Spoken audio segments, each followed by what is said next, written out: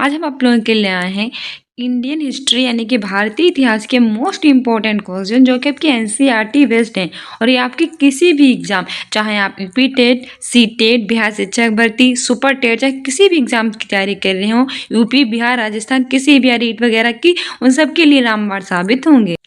तो ये हमारा तीसरा पार्ट है भोजन संग्रह से उत्पादन तक। इसके 2 पार्ट बन चुके हैं और ना देखे हो तो प्लेलिस्ट में जाकर देख सकते हैं। ये हमारी NCERT best 0 to hero series है। इसमें हमारा पहला क्वेश्चन कह रहा है कि निम्नलिखित में से सबसे पहले किस जंगली जानवर को पालतू बनाया गया। और ये हमारी UP TET, C TET, Bihar शिक्षक भर्ती और DSSB के सारे एग्जाम, रीट टीटीवी एग्जाम होता है उस सभी के लिए इंपॉर्टेंट है। ठीक है, पहला ऑप्शन है गाय, ऑप्शन बी है बकरी, ऑप्शन सी है कुत्ता, ऑप्शन डी है बैल। तो सही आंसर हो जाएगा ऑप्शन सी कुत्ता। सबसे पहले किस जंगली जानवर को पालतू बनाया गया था, तो वो कुत्ता था जो सबसे पहले पालतू बनाया गया था।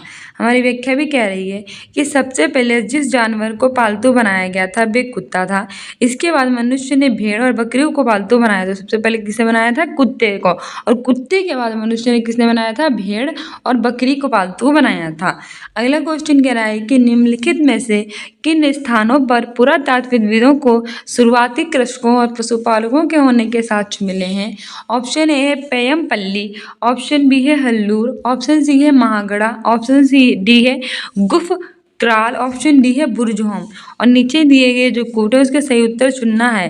पहला है कि केवल पहला और दूसरा सही है, दूसरा है कि पहला, दूसरा और तीसरा सही है, तीसरा है कि केवल चौथा और पांचवा सही है, और चौथा है कि पहला, दूसरा, तीसरा, चौथा और पांचवा सभी सही हैं। तो हमें ये बताना है कि शुरुआती कृषक और पशुपालक के साक्ष्य कहाँ मिले हैं इनमें से। तो सही आंसर इसमें हमारा हो जाएगा ऑप्शन डी। 1 2 3 4 5 सभी सही है, यानी कि पेयमपल्ली, हल्लूर, महागड़ा, गुफ्रकाल और बुरजहोम, इन सभी से वो शुरुआती कृषक और पशुपालक साक्ष्य मिले हैं। ठीक है, और ये बुरजहोम जम्मू कश्मीर में है, काफी एग्जाम में पूछ लेता है। हमारी व्याख्या भी कह रही है कि जितने भी स्थानीय नवपाषाण कालीन, अच्छा ये भी आपसे पूछ लेगा कि इनमें से कौन से स्थान नवपाषाण कालीन है, कौन से पुरापाषाण कालीन है।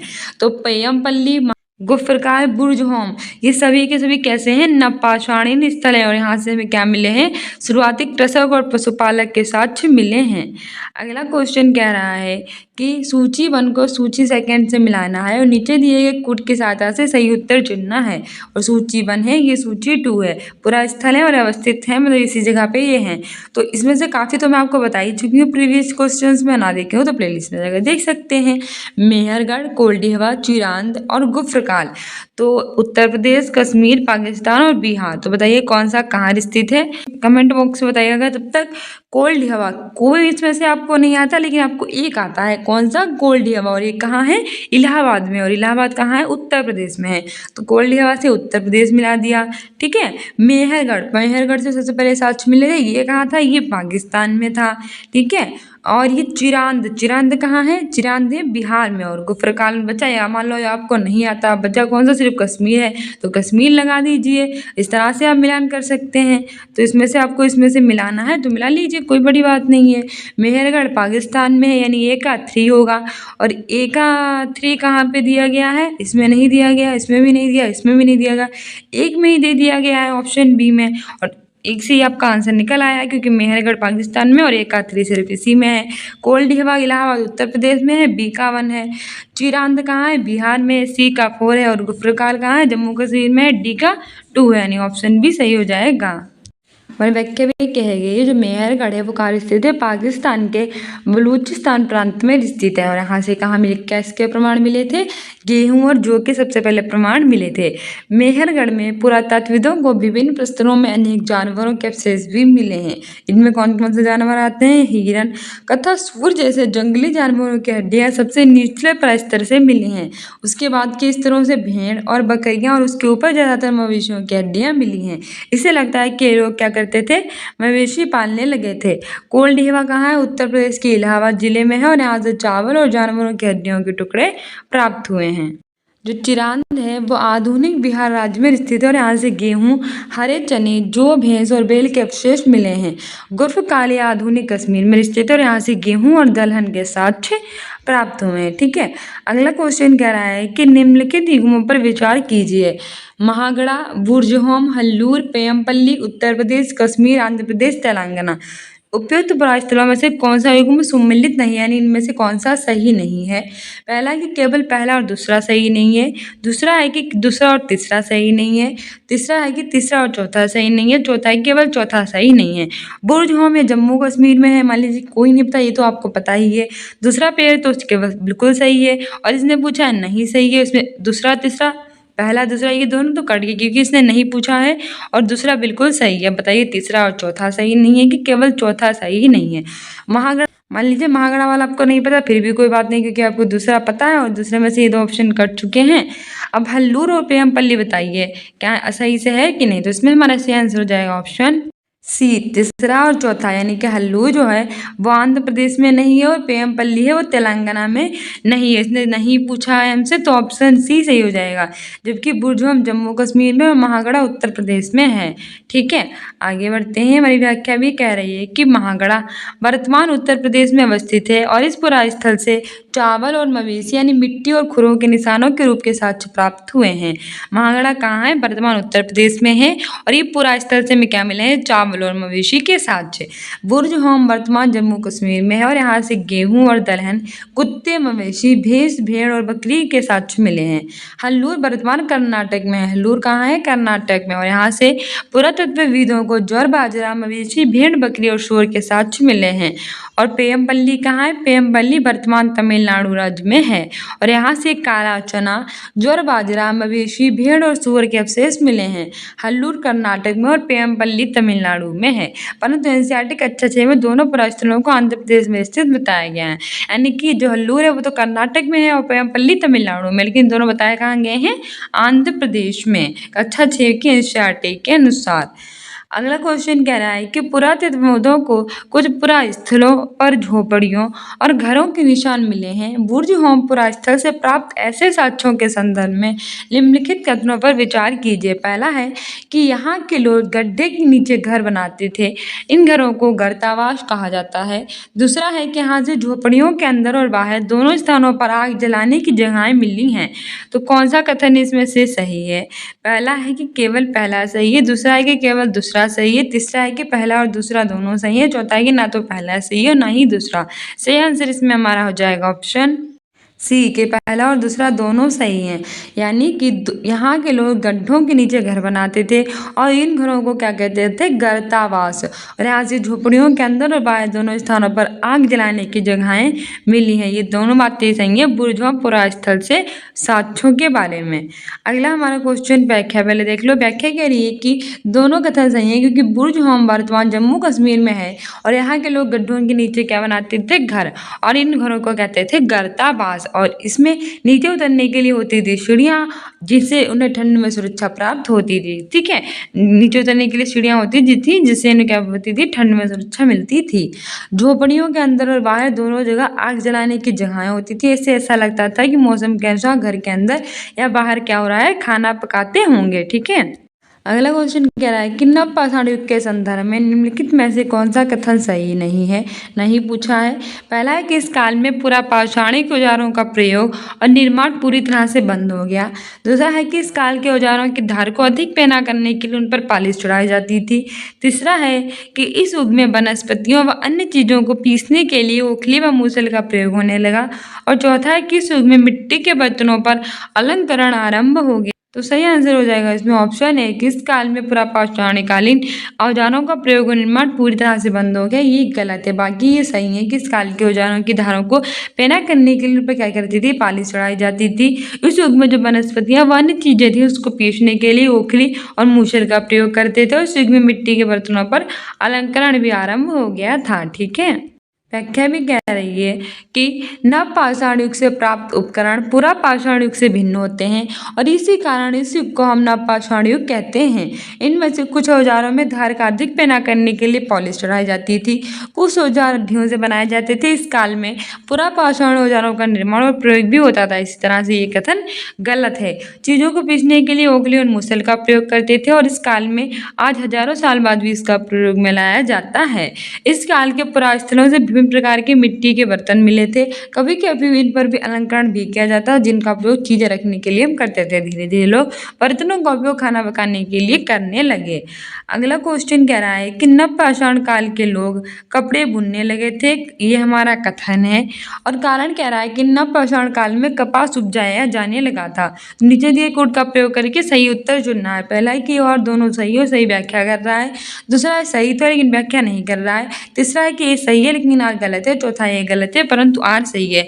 ये से क्वेश्चन सीटेट वगैरह में काफी पूछे जाते हैं। आप देख रहे हैं हमने हर तरह के क्वेश्चन लिए हैं। जैसे आपके सीटेट में, जैसे यूपी टेट में वैसे वाले क्वेश्चन भी लिए हैं जो रीट वगैरह में और बिहार शिक्षक भर्ती में पूछे जाते हैं और DSSB में। इसके अतिरिक्त जितनी भी कॉम्पिटेटिव एग्जाम में क्वेश्चन पूछे जाते हैं हिस्ट्री के, वो सारे हमने ले लिए थे। तो ये 0 to हीरो सीरीज है जो आपके एग्जाम्स के लिए इंपॉर्टेंट है। सही आंसर हो जाएगा ऑप्शन ए और आर दोनों सही हैं और सही स्पष्टीकरण भी कर रहा है। ठीक है, यानी कि नवपाषाण काल के लोग कपड़े बुनने लगे थे। बिल्कुल सही बात है, क्योंकि नवपाषाण काल में कपास उपजाया जाने लगा था। कपास उपजाया जाने लगा था इसीलिए लोग कपड़े बुनने लगे थे। तो पहला बिल्कुल सही हो जाएगा। ठीक है, हमारी व्याख्या भी कह रही है कि नवपाषाण काल में मनुष्यों ने कपड़े बुनना सीख लिया था।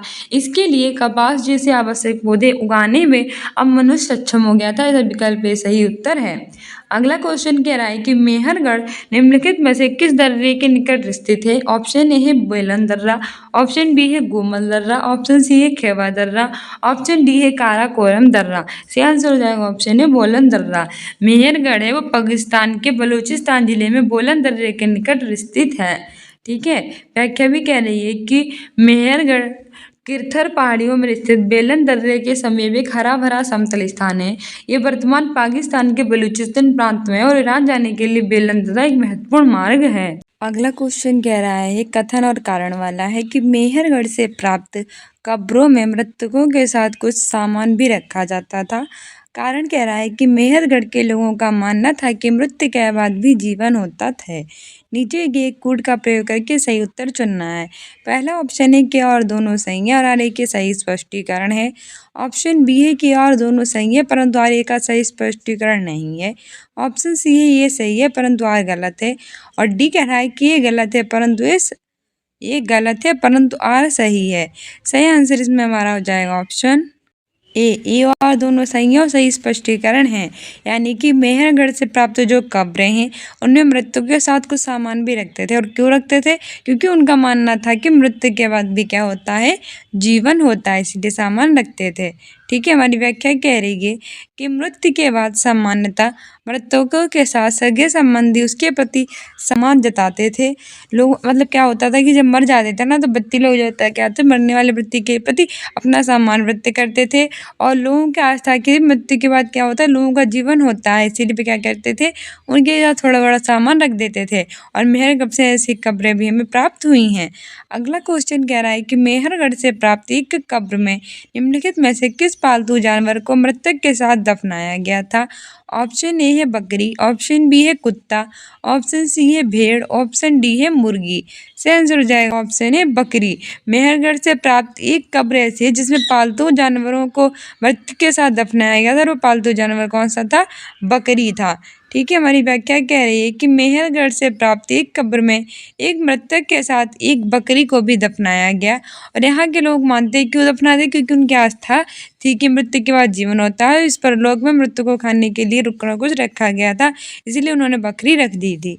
अगला क्वेश्चन कह रहा है कि निम्नलिखित पुरास्थलों में से कौन सा एक ब्रह्मपुत्र की घाटी की एक पहाड़ी पर स्थित है।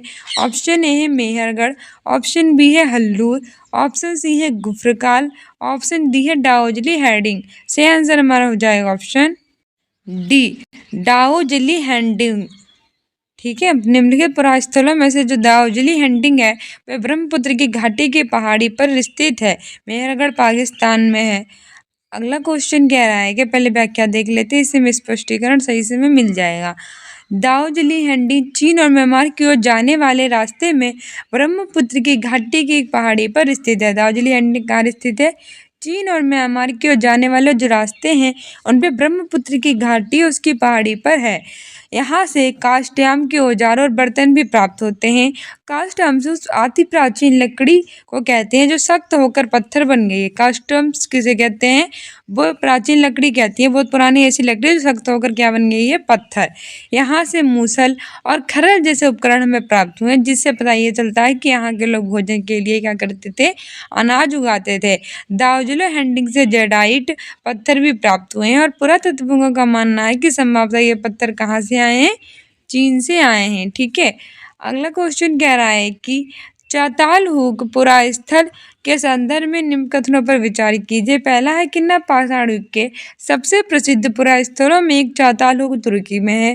दूसरा कह रहा है कि यहाँ दूर राजस्थानों से कई चीजें उपयोग के लिए लाई जाती थी, जैसे सीरिया से लाया गया चकमक पत्थर, लाल सागर की कोड़ियाँ तथा भूमध्य सागर की सीपियाँ। उपयुक्त कथनों में से कौन सा कथन सही है? पहला है कि केवल पहला सही है, दूसरा है कि केवल दूसरा सही है, तीसरा है कि पहला और दूसरा सभी दोनों सही हैं, और चौथा है ना तो पहला सही है ना ही दूसरा।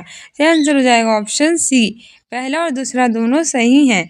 अगला क्वेश्चन कह रहा है कि निम्नलिखित पुरास्थलों में चौकोर तथा आयताकार घरों के अवशेष कहाँ से मिले हैं? ऑप्शन ए है मेहरगढ़, ऑप्शन बी है कोल्डिहवा, ऑप्शन सी है चिरांद, ऑप्शन डी है महागढ़ा। सही आंसर हो जाएगा इसमें हमारा ऑप्शन ए मेहरगढ़। ये सारे पुरास्थलों में से चौकोर और आयताकार घरों के अवशेष मेहरगढ़ से मिले और मेहरगढ़ पाकिस्तान में है। ठीक है, कोल्डिहवा इलाहाबाद में है। हमारी व्याख्या कह रही है कि मेहरगढ़ संभवतः वे स्थान है जहाँ के स्त्री पुरुषों ने उस इलाके में सबसे पहले गेहूं जो उगाना और भेड़ बकरी पालना सीखा था। मेहरगढ़ से ही चौकोर और आयताकार घरों के अवशेष मिले हैं। प्रत्येक घर में 4 या उससे ज़्यादा कमरे थे, इनमें से कुछ संभवतः भंडार के काम आते थे। ठीक है, आगे हमारा आरंभिक नगर आ गया। सो डियर स्टूडेंट्स, ये थी हमारी आज की most important history special class 0 to hero, जो कि हमारी 0 से स्टार्ट हुई है। सब जानते हैं, हमने अपनी स्टार्टिंग से स्टार्ट की है। जो भी हिस्ट्री में क्वेश्चन पूछे जाते हैं और सारे ये प्रीवियस ईयर के क्वेश्चन हैं जो तो अब तक सारे एग्जाम्स में पूछे गए हैं, और ये आपको हीरो तक ले जाएगी, यानी सारी हिस्ट्री इसमें कवर हो जाएगी। 3 पार्ट्स हमने इसके करा रखे हैं, ऑलरेडी ना देखे हो तो देख लीजिएगा। ये हमारे DSSB के जितने भी एग्जाम्स है, टीचिंग के जितने भी एग्जाम्स है, जैसे कि रीट है, यूपी टेट है, सी टेट है, सुपर टेट है, इसके अतिरिक्त बिहार शिक्षक भर्ती 3.0 4.0 है। इन सभी एग्जाम के आपकी काफ़ी हेल्प करेगा। ठीक है, इससे आपको आइडिया मिलेगा कैसे क्वेश्चन पूछे जाते हैं। इसके अतिरिक्त ऑल गवर्नमेंट एग्जाम्स के लिए काफ़ी हेल्पफुल है। इसके अतिरिक्त मैंने आपसे कम्युनिटी पोस्ट में पूछा था कि आप किस एग्जाम की तैयारी करना चाहते हैं, तो मैंने उसमें कई सारे ऑप्शंस दिए थे, जिसमें काफ़ी ऑप्शंस जो थे वो सी टेट एग्ज़ाम के लिए आए थे कि जो अगस्त में सी टेट 2024 का एग्ज़ाम होगा उसकी प्रिपरेशन करा दीजिए। तो हमने सोचा चलो उसकी प्रिपरेशन करा देते हैं। और आज हमने आपसे पूछा है कि प्रिपरेशन करानी किसकी है? सी टेट प्रीवियस ईयर की, सी टेट प्रैक्टिस सेट की, C TET CDP, C TET Hindi की, इन सभी की। तो आप बताइएगा आप कम्युनिटी पोस्ट में किसकी तैयारी कराना है। जिसकी वोटिंग ज़्यादा होगी हम उसे की तैयारी करा देंगे। ठीक है, सो मिलते हैं अपने नेक्स्ट वीडियो में। Keep loving, keep watching, keep sharing. Thank you, bye.